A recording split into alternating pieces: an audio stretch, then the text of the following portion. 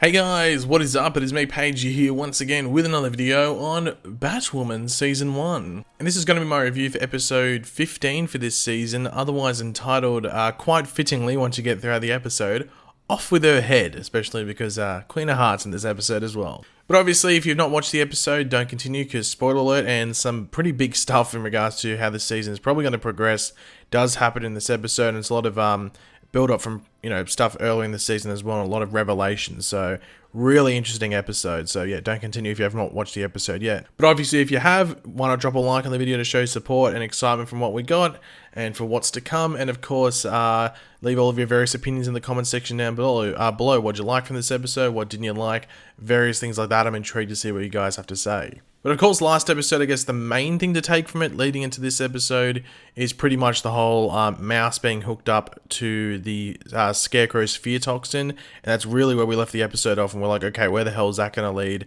And it led to some pretty damn interesting stuff. Now, throughout the episode, we did have a various amount of flashbacks. This was a very, I wouldn't say like, oh my god, like 27, not 27, why don't I bring out that random number? Not like 80% of the episode was flashbacks, but the flashbacks were very, very important to what the story was trying to tell, and also revealing a lot in regards to certain characters.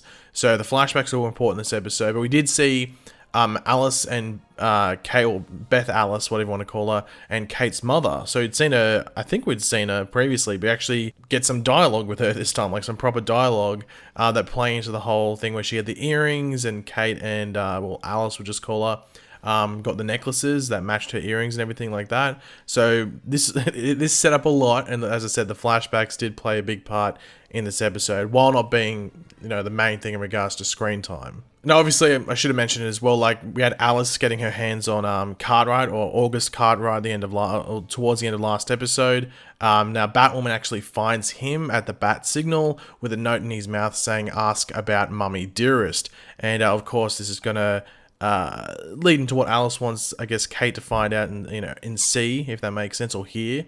And of course, Kate's going to bring her father Jacob into all of it as well. So it's a big family affair in this episode. But we did have Alice going to find Mouse in that random house, which was hooked up he was hooked up to Scarecrow's fear toxin, as we saw at the end of last episode, as I mentioned earlier.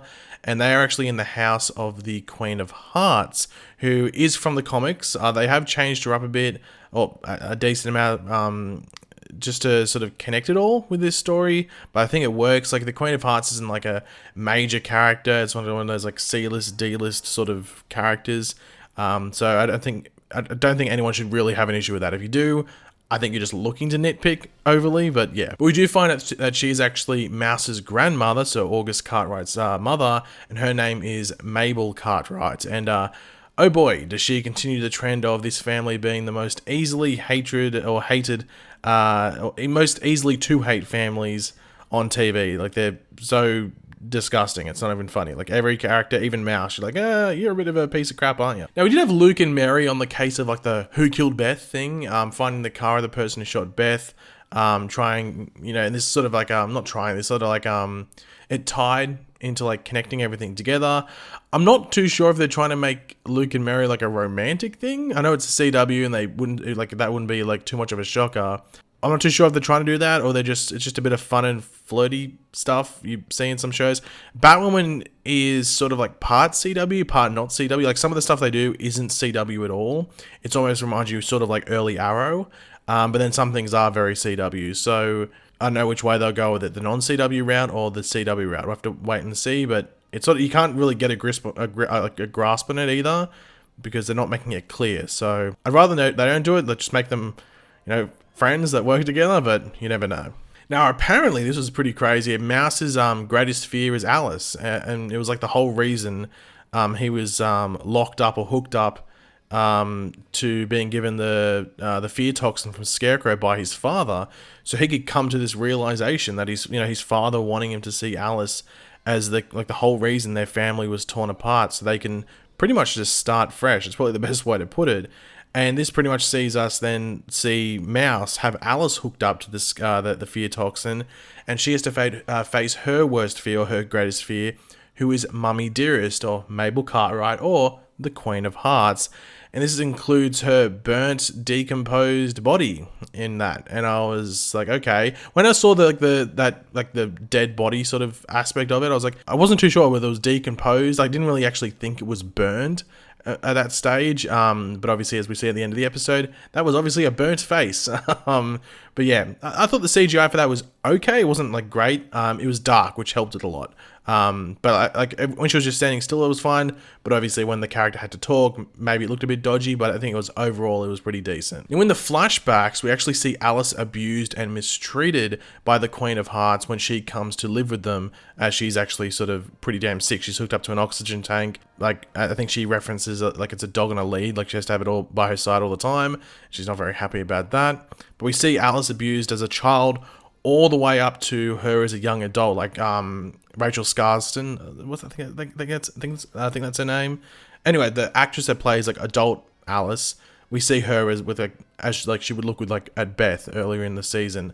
So we see her up to a young adult, and pretty much just these flashbacks just show Alice being drained of like all happiness from her body, including like Mummy Dear is like driving home that her family of like Jacob and Kate just didn't care enough for her to look out for her or look for her at all and stuff like that. So yeah, Alice was or Beth was completely broken down into what we know as Alice right now. Now we did have Cartwright cutting his neck. I didn't realize his hands were actually free to be able to do that with the glass. I thought he was actually like sort of tied up, but anyway, he was able to cut his neck. Very, very conveniently placed glass. I don't know why Kate put it next to him anyway. We did have the staple gun action from Kate to close the wound, thanks to Mary on the phone.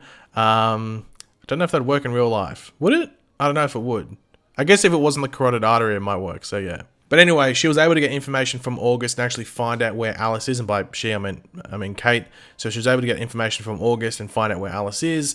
Jacob gets there just in time before Alice actually takes her own life because of all this stuff with the fear toxin and everything like that. So just in the nick of time, I guess. Now, one of the biggest revelation in this episode that ties into the episode title of Off With Her Head is that we see that August actually gave his mother the earrings from Kate and Alice's mother, you know, the ones that match, I guess more specifically in this situation, the necklace that Alice wears, which then leads us to a big, oh my god, what the hell's going on here moment, when we see that August actually has the head of Alice's mother and Kate's mother in the freezer in the back shed that we'd seen Alice actually go to early in the episode when she was looking for, I think it was cream for the Queen of Hearts tea or something like that. And essentially August has it there to potentially use her face and give it to his mother, and then his mother's sort of been asking for everything like that, so it's pretty crazy. The big thing that isn't revealed, or actually isn't said in the episode, is whether August killed their mother or if she was already dead. Like he says pretty much that she was dead, like she died in the car crash and Alice survived, or Beth survived, but I wonder if it actually be revealed that maybe he killed her for that whole reason. I don't know if he would have. I know, we'll have to wait and see, but it's made out that she was dead already. He didn't kill her, but you never know, that might be revealed in like next episode that actually, you know, he did kill her, who knows. But this leads to Alice pretty much standing up and killing Mabel, or the Queen of Hearts, burning her to an absolute crisp through the oxygen tank, which I thought was a pretty cool moment.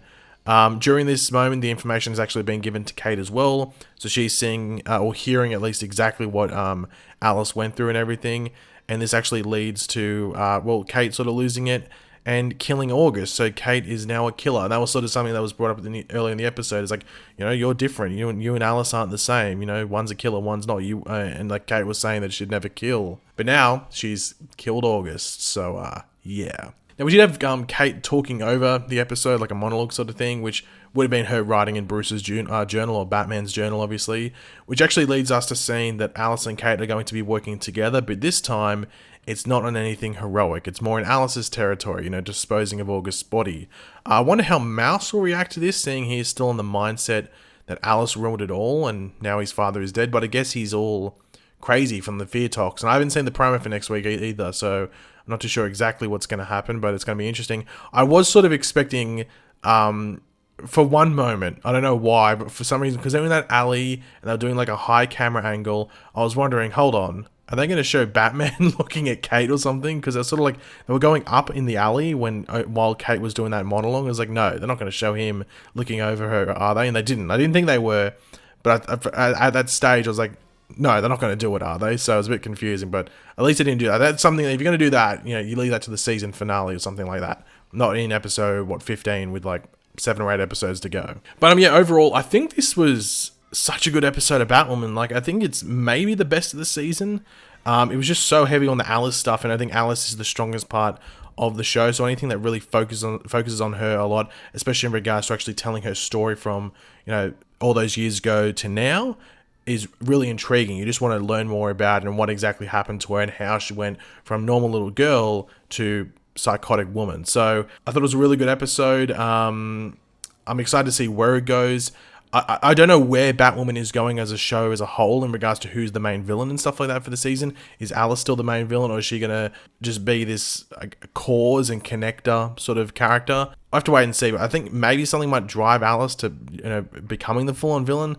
We'll have to wait and see, but I'm intrigued, and they're definitely keeping you hooked on to the show with just little things that they do plan. So can't wait for next week's episode. But yeah, guys, thanks for watching. Hopefully you enjoyed the video. If you did, it'd be awesome if you could drop a like on it to show your support. Let me know in the comment section down below your various opinions on this episode. Did you like it? What was your favorite part? What did you think of the Queen of Hearts? What did you think of Alice's story? Let me know all of that in the comment section down below. And of course, if you are new to the channel, make sure to subscribe. And yeah, I'll catch you guys later. Goodbye.